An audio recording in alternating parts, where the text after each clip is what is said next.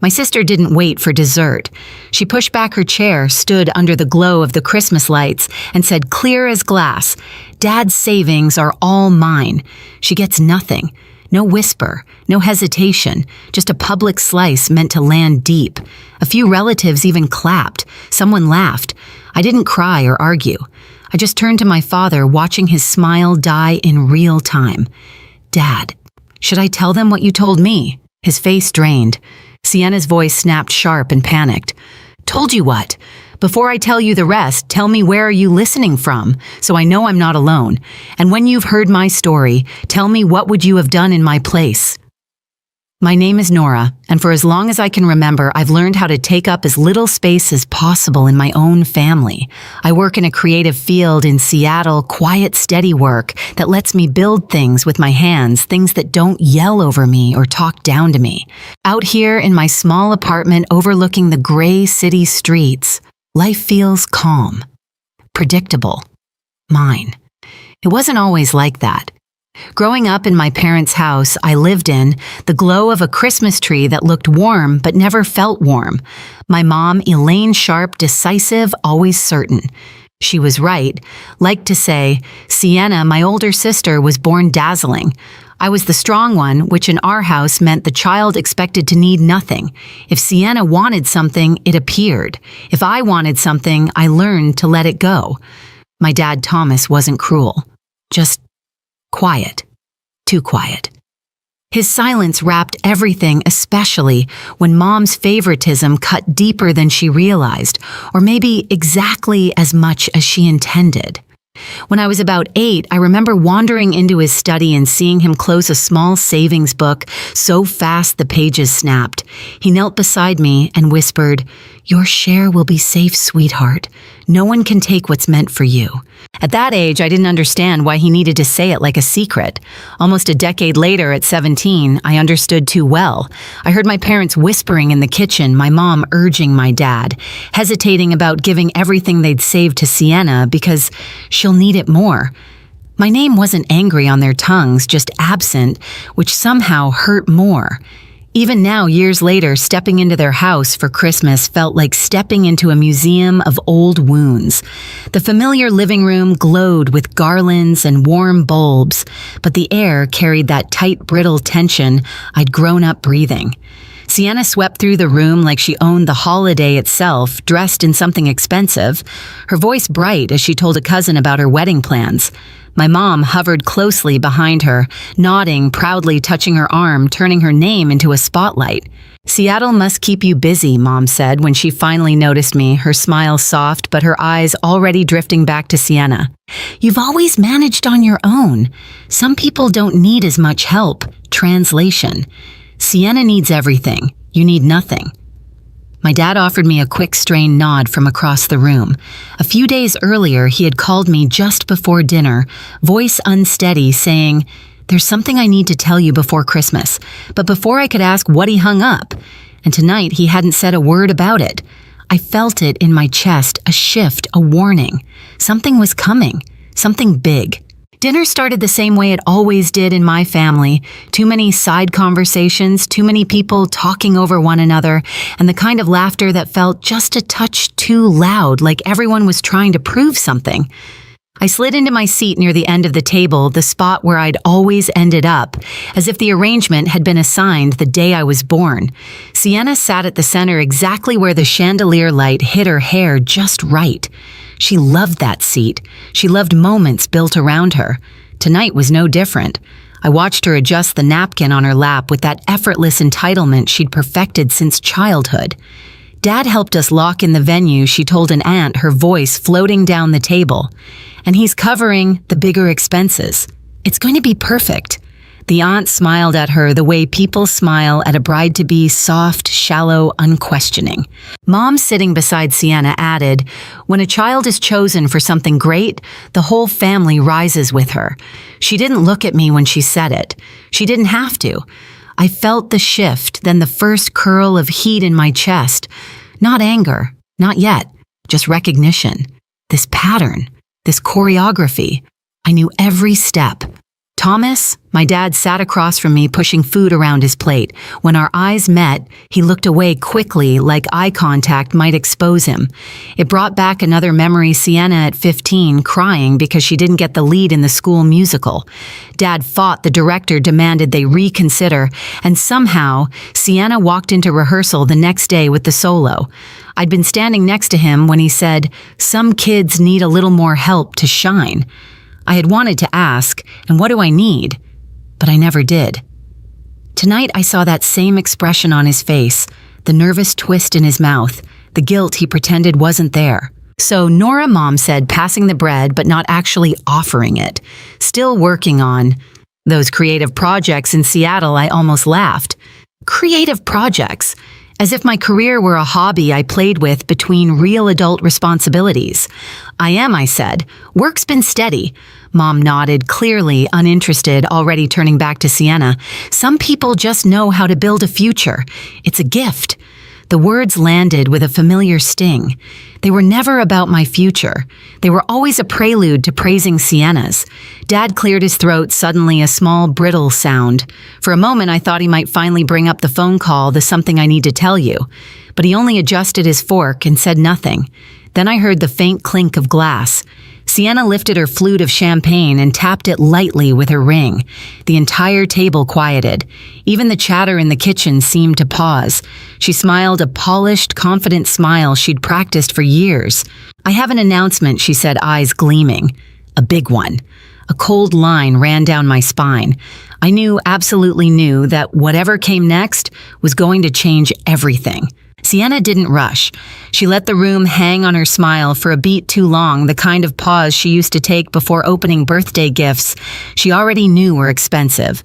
She enjoyed anticipation, the way people leaned toward her, not realizing they were being pulled like strings. "Well," she said, finally lowering her glass just enough to keep the spotlight. "Some of us were chosen for a reason."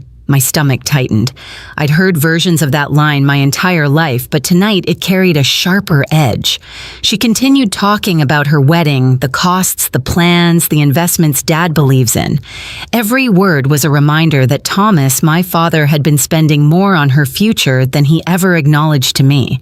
I watched him shrink in his seat, shoulders curled inward, as though he knew what was coming and wished he could disappear before it arrived. Mom clasped Sienna's hand dramatically. "Sweetheart, you deserve everything coming your way. You've always been the one willing to step into something bigger." The implication was clear. I'd never been bigger, just unnecessary. A quiet hum built in my ears, not anger yet, but the beginning of something solidifying, something that had been waiting for the right moment. I took a slow breath, grounding myself. I wasn't the same girl who overheard whispers in the kitchen at 17. I wasn't fragile or unsure anymore. I was the woman who had sat across from Ms. Reeves just days ago, reviewing notarized documents, signed transfers, and the legal protections Thomas had asked to put in place protections for me. Protections he'd been too afraid to say aloud. He'd wanted to tell me. The night he called, his voice cracking. "There's something you need to know. I should have told you a long time ago." Then the line went silent. Fear, guilt. I wasn't sure, but I understood one thing. He'd been carrying a truth that terrified him, and I had secured that truth before anyone else could touch it. Back at the table, Sienna raised her glass again, as if claiming a stage. "Since we're all here," she said, "I think now is the perfect time." Relatives leaned forward. Forks paused. Even the youngest cousins stopped fidgeting. My dad's hand twitched. "Just once." "But I saw it," Nora, Mom said lightly. "Try to smile. This is a family moment." Family moment in our house that usually meant I was about to be reminded exactly where I didn't belong. Sienna's chair scraped loudly as she rose to her full height, basking in the glow of the chandelier. Her confidence was absolute, the kind that comes from a lifetime of being told the world was already hers. I felt a stillness settle inside me, a strange, calm, cold, and clear. I wasn't here to fight or to shout or to prove anything. I was here to end something. Sienna inhaled theatrically. "It's time," she said. And I knew the next words out of her mouth would detonate the night. Sienna didn't hesitate. She lifted her chin the way she always did when she wanted the room to worship her, and said loud enough for every relative packed around that long Christmas table to hear Dad's savings are all mine. She gets nothing. For a few seconds, no one breathed. Then the room erupted. Someone clapped first, an uncle who'd always treated Sienna like a prize ribbon. Another joined in. A cousin laughed. Glasses lifted. Holiday music hummed like background applause. It all blurred loud and echoing until their cheers sounded like they were happening underwater. I didn't move. Not because I was shocked, though I was, but because I suddenly felt something settle inside me. Something steady. Cold. Not fear. Truth. Sienna basked in it. Her smile spread wide, triumphant, like she'd finally stepped into her rightful crown. "It's what Dad thinks is fair," she continued, swirling the champagne in her glass. "Some of us build futures. Some of us don't need anything." Her eyes flicked to me with deliberate sweetness. A sugar-coated blade. Mom squeezed her arm proudly. "This is a big step for her. We should all be happy for Sienna." Happy for Sienna, while I was told publicly that my life, my work, my place in this family amounted to nothing. Dad sat stiffly at the far end of the table, staring into his plate, as though the pattern on the porcelain might swallow him. His fork lay untouched. His hands trembled. The cheers slowly faded into murmurs, then into a tense quiet. I finally turned to him. "Dad," I said softly, "should I tell them what you told me?" The room froze. A single ornament on the tree shifted as the heating vent clicked on. That tiny metallic sound was the only movement in the house. Thomas's face went white, drained so fast it looked like someone had pulled the light out of him. His lips parted, but nothing came out. He went pale. Someone whispered behind me, half amused, half confused. Then came Sienna's voice, high cracking under the first sign of panic. "Told you what?" She stepped forward, her heel catching slightly on the rug. Her confidence wavered, just a little, but enough. "What did he tell you?" "Nora," she snapped harsher this time. "You're making things up. Dad wouldn't tell you anything important." I didn't look at her. My eyes stayed on Thomas. "Dad," I said again, "do you want to tell them or should I?" He swallowed. His throat bobbed once, twice. "Nora, I didn't mean for this to happen this way." Mom leaned toward him, eyebrows tightening. "Thomas, what is she talking about? Why are you acting like I told her?" he finally whispered, voice shaking, "that she had her own share, that I'd set it aside years ago, before any of this." The table buzzed quiet, electrified. Sienna shook her head. "What share, Dad? What is she talking about?" He didn't answer. He couldn't. So I did. A few days ago, I said, keeping my voice steady, Dad called me. He wanted to tell me something before Christmas, but he couldn't get the words out. I already knew it was serious. So I met with someone. Mom's eyes narrowed. "With whom, Ms. Reeves?" I said. "My attorney." The word attorney sliced across the table like a blade. Gasps. A dropped fork. Someone muttered, "Oh God." Sienna's jaw fell open. You got a lawyer?" I did, I said. Because Dad wanted his savings and the assets he'd been putting aside for me secured legally. He wanted to make sure no one could pressure him into changing his mind. Mom snapped. "He never said that." "You're twisting things. Thomas, tell her you didn't." "I did," he said quietly, voice cracking. "Elaine?" "I did. I've been saving for both girls. But you kept telling me Nora didn't need it, that Sienna needed more, and I let you talk me out of it, over and over again." His hands shook on the table. "But I wanted Nora to have what was meant for her. I should have said it out loud. I should have protected her sooner." Sienna's face contorted, part disbelief, part rage. "This isn't happening. You're lying." "Mom, tell him to stop." "This isn't fair." "Fair," I repeated. "Is that what you're calling this?" She pointed a trembling finger at me. "You took everything. You went behind our backs. You tricked Dad." "No," I said calmly. "I followed through on what he asked me to do. Someone had to." Mom was shaking her head violently, muttering something about betrayal and manipulation, but the truth was already out there and it wasn't going back in. Thomas forced himself to look at Sienna. "Sweetheart, I love you, but you've been given so much. Too much. And Nora? She's been left out of things she shouldn't have been. Silence.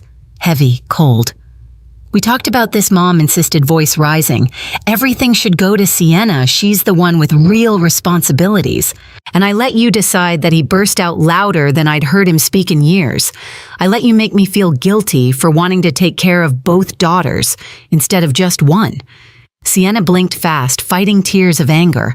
So what now? What happens to me? I held her gaze unflinching. What happens, I said, is exactly what was already done. The transfers were signed. The account is under my ownership. It's legal. It's final. You can't do that, she yelled. I kept my voice quiet, steady. It's already done. She looked around as if expecting anyone to stand up for her. No one moved. Even the distant sound of carolers outside seemed to fade. For the first time in her life, Sienna had no audience, no applause, no rescue. Just consequences. Thomas wiped his eyes. I'm sorry, Nora. I should have protected you better. I nodded once. You did, just later than you should have. A long, unraveling silence followed one that felt like years of imbalance finally leveling. And in that silence, something broke. Not in me, in them. The room didn't recover. Not in the way anyone wanted it to. The conversation didn't pick back up, the laughter didn't return, and whatever version of family we had been performing for years collapsed quietly under the weight of the truth. Sienna sank back into her chair, staring at her empty plate as if it might rewrite the night for her. Mom pressed her hands to her temples, whispering sharp, broken fragments. Denial, disbelief, excuses that no longer worked. The power she held over the narrative had slipped, and she knew it. Dad stood slowly. For a moment, I thought he might fall. Nora, he said, voice rough, I should have told you sooner. I should have stood up for you long before tonight. He looked smaller than I'd ever seen him, humbled and exhausted. I let fear make choices for me. I'm sorry. I nodded. Not with bitterness, not with triumph, just with the understanding of someone who'd waited a long time for honesty. Around us, relatives avoided eye contact. Some looked guilty, some confused, some ashamed for cheering minutes earlier. No one tried to fix it. No one could. I pushed my chair back and stood.